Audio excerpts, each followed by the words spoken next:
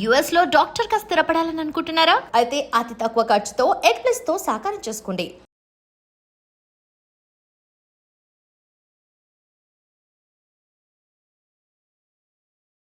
అందరికీ నమస్కారం. Welcome to iDream media. నేను మీ ఝాన్సీ.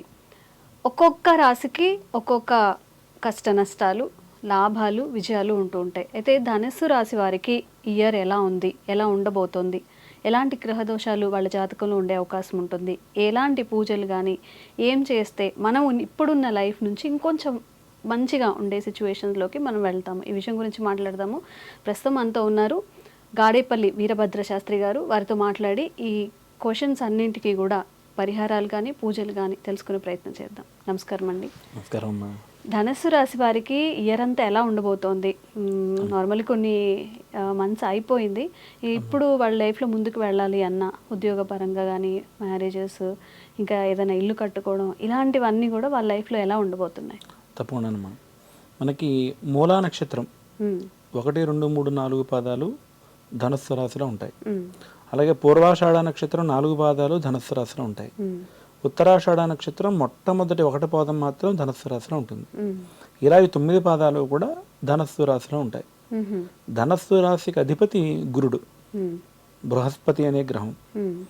ఆయన కనకవర్ణం, కనకగంధం, కనకపుష్పం, కనకమాల్యాంబరధరం అంటోంది వేదం. చక్కగా ఈ రాశిలో పుట్టినటువంటి వాళ్ళు కూడా మొట్టమొదట జన్మించినప్పుడు కనకవర్ణం, బంగారం ఏ రంగులో అయితే ఉంటుందో అదే రంగులో జన్మించి ఉండడానికి పూర్తిగా ఆస్కారం ఉంటుంది అని చెప్పి శాస్త్రం. సాధారణంగా ధనుస్సు రాశిలో పుట్టినటువంటి వాళ్ళు మంచి గ్లోగా జన్మిస్తారు. అటువంటి స్థితిని గురుడు అనేటువంటి బృహస్పతి గ్రహం ప్రసాదిస్తుంది. అలాగే గురుడు అనేటువంటి బృహస్పతి ఈ రాశికి అధిపతి కాబట్టి, గురుడు అనేటువంటి ఆయన దేవతలందరికీ కూడా గురుడు కాబట్టి దేవతా పూజలు, వ్రతాలు, నియమాలు, నిష్టలు, పుణ్యక్షేత్ర యాత్రలు చేయటం, ఇవన్నీ కూడా ధనస్సు రాశి వాళ్ళు సాధారణంగానే అవన్నీ కూడా వీళ్ళకి పుట్టుకతోనే అవన్నీ కూడా ఏర్పడతాయి అన్నమాట. అలాగే ఈ విశ్వావసు నామ సంవత్సరంలో ధనస్సు రాశి వారికి సంబంధించి నవమి పితృనాశనాయ నమః అనేటువంటి ఒకనొక పేరు కేతుగ్రహానికి ఉంది.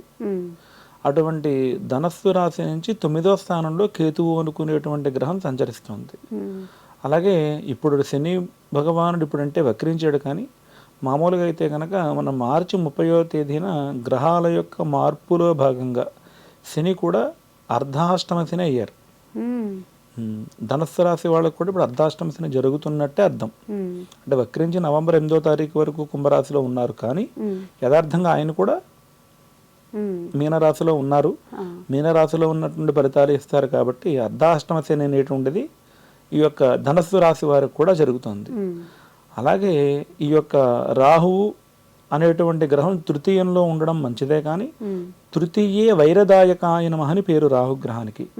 అలా ఉన్నటువంటి కారణం చేత చీటికి మాటికి విరోధాలు, గొడవలు, ఇబ్బందులు ఇలాంటివి రావడానికి అవకాశం ఉంది. కాబట్టి చాలా తక్కువగా మాట్లాడుతూ ఉండడం వల్ల, ఎవరితో ఎంత మాట్లాడితే ఇబ్బంది ఉండదో అంతా మాట్లాడడం వల్ల ధనుస్సు రాశి వాళ్ళకి మేలు జరుగుతుంది. అలాగే 9వ స్థానంలో ఉన్నటువంటి కేతుగ్రహం వల్ల ఈ యొక్క ఆస్తులకి సంబంధించి, అంతస్తులకు సంబంధించి, అన్నదమ్ములు పంచుకునేటువంటి ఆస్తి వాటాల్లో భాగంగా, అక్కచెల్లెళ్ళు పంచుకునే ఆస్తి వాటాల్లో భాగంగా ఎక్కడైనా ఏమైనా పెట్టుబడులు పెడితే ఆ పెట్టుబడిలో భాగంగా కొంచెం నష్టాలు, కష్టాలు వచ్చే అవకాశం కనిపిస్తుంది ధనుస్సు రాశి వాళ్ళకి.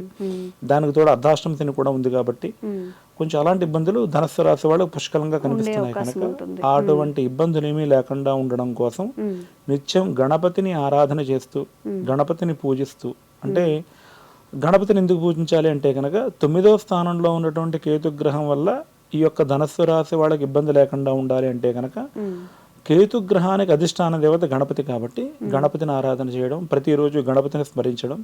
అలాగే రాశియాధిపతి అనుకునేటువంటి ఆయన గురుడికి అధిష్టాన దైవం దత్తాత్రేయ స్వామి వారు కాబట్టి నిరంతరం వాళ్ళు ఎప్పుడు ఏ ప్రకారంగా బయటకు పెడుతూ ఉన్నా సరే మనసులో ఓం ద్రాం దత్తాత్రేయాయ నమః అనే నామస్మరణ చేస్తూ ముందుకు వెళ్తే ఇబ్బందులు ఉండదండి.